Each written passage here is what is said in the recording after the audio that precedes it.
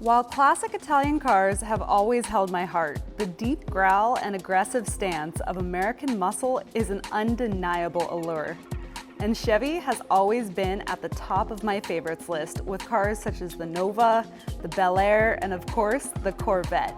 With its introduction in 1954, the Corvette was a hit among enthusiasts, and Chevy knew they had something incredible.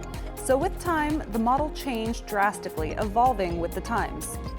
The 1950s was a time of innovation, when cars were getting more powerful and designs were getting more elaborate. In a period of iconic but sometimes over-the-top designs, the Chevy Corvette was the perfect combination of eye-catching, while at the same time slightly more subdued than some of its competition, while simultaneously providing all the power a driver could want.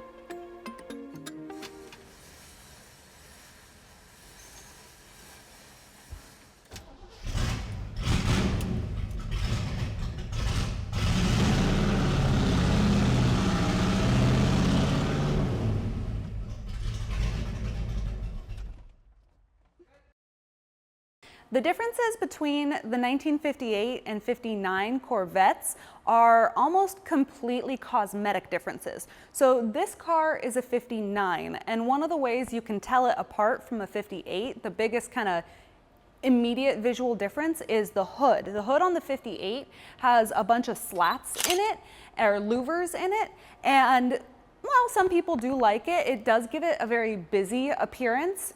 There was also a change to the chrome, more slimming down on the chrome usage. So it has a much more kind of streamlined look than some of the earlier models. Now, don't get me wrong, sometimes I like the elaborate look, but sometimes simplicity just gives it a very classy and timeless kind of appeal to it. And this car, they came out with the injection about 57. So this is one of the injected cars, and it has the Rochester mechanical fuel injection in it. So you just start it up and it sounds amazing. And while I love carburetors, not everybody, but personally I feel like carbureted Italian cars sound amazing and are my favorite, but for some reason, the injected American muscle, just because that like growl they have, they sound basically just as good as the carbureted American muscle. So that's a big difference I see in American versus Italian cars, or a lot of European cars, is just the injected doesn't really take anything away from these earlier American cars. Whereas with the Italian ones, give me a carbureted car all day long. So the Corvette body on this car is completely fiberglass, which is really nice because with fiberglass cars, you don't really have to worry about the rust issues in the body.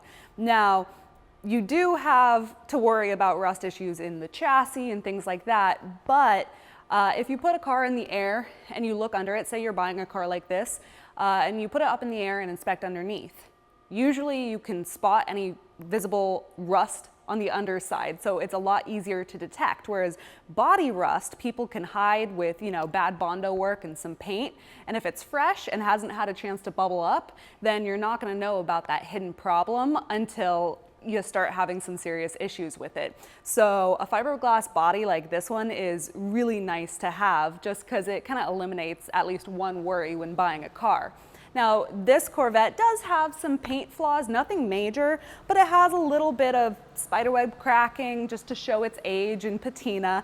And basically, there's a couple different schools of thought when it comes to how people like their cars. Some like that showroom style, fresh paint, perfect.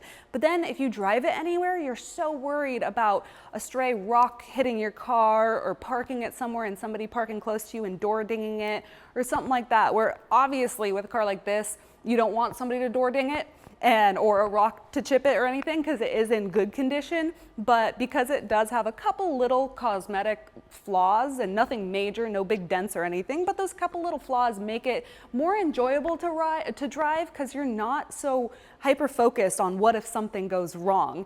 And me personally, I like those kind of driver cars where they're mechanically solid and you just don't have that big worry hanging over your head every time you take it out of the garage. Now, this car also does have the removable hardtop, as you can see, but underneath the hardtop, there's a section where you pull it up and it has a soft top too, which is nice because if you're motoring along and you had left the top in your garage and all of a sudden it starts raining, you do have the soft top tucked away so that you can put it up as quickly as possible and not worry about getting the inside of your car and yourself all soaked. So Zora Arkus-Duntov, who's the godfather of Corvette, he had to make a compromise. He famously quoted one time, I don't remember the exact quote, but it was something about the seats, where for racing, seats they serve a purpose. It's like a stool in front of a lathe was one of his, in the quote. Whereas for a driver like this, for a comfortable car, you want something that's not so hard to get in and out of. Because with racing seats, you want the higher bolster so you don't whip around as much. But he did find like a happy medium where these seats cushion you really well. They kind of conform to you where you're nicely positioned and don't move around too much, but at the same time it's easy to get in and out. So they're comfortable, purposeful, and they're kind of perfect for the car. They did make some other improvements too, just for comfort of the car overall. So they positioned the armrests here so that when you're driving, your arm rests comfortably on the side. They added sun visors, a bunch of little touches just to kind of make it that much more comfortable and where you enjoy sitting in it for hours at a time. Thing too, so if you notice, a lot of these old cars have really big steering wheels. And one of the reasons for that is leverage. So cars like this don't have power steering. So you want the bigger steering wheel for that good leverage to get it going where you want it to at slow speeds. At high speeds, it turns really well, but at low speeds, you want that leverage to move with. And then the reverse on this has you have to pull it up and over, and then it'll go into reverse, so its lockout goes up, whereas on Ferraris, you push down, which is, an American thing, but definitely different from a lot of the cars that I'm used to. And then the coolest thing on this car is the center console. So it's actually signed by a bunch of really awesome people who made a big impact on the car world. Zora himself, the godfather of Corvette, has signed the center console here, and Bob Bondurant and a couple other people. So you really get some history with this car with all the amazing signatures right here on the dash. One cool thing about this car is the shift lever has a reverse lockout, so you pull up and it'll allow you to go over to the left and up, which is nice because all cars have different kinds of lockouts. And on Ferraris, you push down on it. So it's kind of cool where you pull it up. It's common on a lot, especially American cars, but I'm so used to Ferraris that I'm used to pushing down on the actual shift lever and then pushing it into gear. So it's a little different for me. But when this car starts up, it sounds awesome. We don't have the cutouts, the plates taken off right now, so it's the traditional kind of muffled exhaust, but even with it muffled, it sounds amazing. So this car is quite comfortable to drive.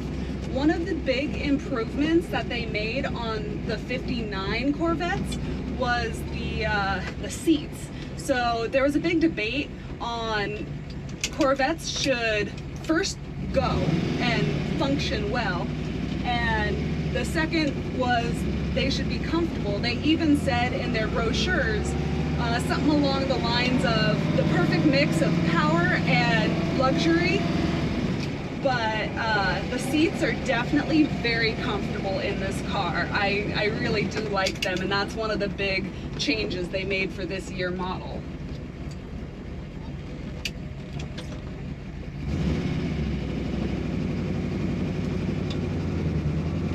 Now, this car does not have power steering, and so the clutch is a bit heavy, and the steering at low speeds is a bit heavy, that's for sure. I've driven a lot of even Daytonas and big V12 front engine cars, it's kind of almost comparable to some of those. Even though it's a V8, it still has a very heavy feel at low speeds, but you're made to go, you know, you're not made to kind of parallel park in it. That's not what it was built for. It was built to go. So once you get up past even like 10 miles an hour, it's not that big of a deal. It's mostly the parallel parking that is definitely a bit difficult. You're gonna get a bit of a workout.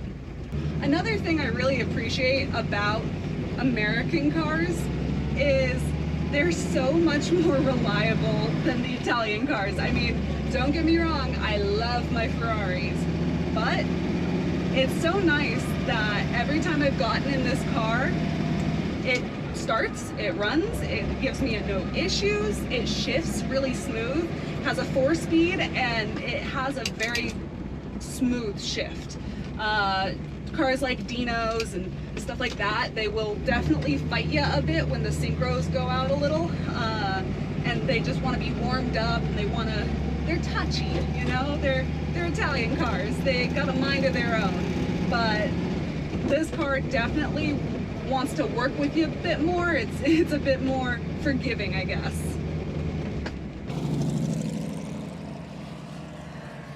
I know that our channel is called Ferraris Online, and I love Ferraris. I mean, I bleed Ferrari red. However, deep down, as far as my personal cars, I've always been a Chevy girl. I've always had some kind of Chevy. Right now I have a Tahoe, and I absolutely love it. And part of the reason is it's reliable, and when you need to fix something, it's not $1 million, or at least it's not thousands of dollars for something simple. So those are definitely huge bonus points for Chevy and other American cars. Ford's fine, but Chevy. But one thing I really love about this 59 Vette is the exhaust on it. So the standard exhaust comes right out here through the bumpers, and it's a really cool touch. I love how it comes out through the bumpers, but that's not my favorite part about it. My favorite part is it has straight pipes and a bypass. So underneath, the exhaust comes out the back, but then there's 2 bypass that come right out the side here. And in order to close them up, if you want it a little more muffled, you have these plates on it right here. But if you want it just straight piped and loud and really tick off your neighbors, you unbolt this, take it off, and then you're gonna have that amazing, menacing sound of the Corvette.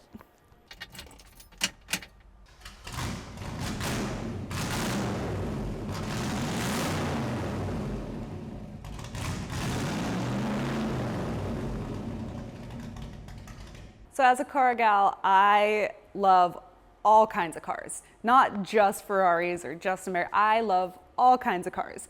And one of the really nice things about something like this Corvette is for the money you spend and the performance you get out of it and the joy you get out of it, it's kind of like the best bang for your buck you're gonna find.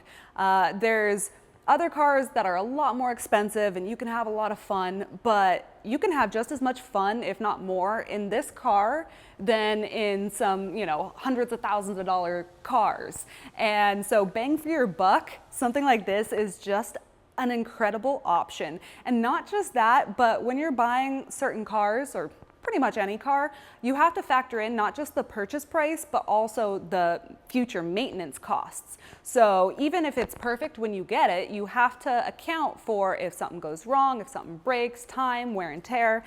And the nice thing about Corvettes is Chevy parts are readily available and very inexpensive, especially when you're, you know, taking into consideration their Italian counterparts and the cost for those parts.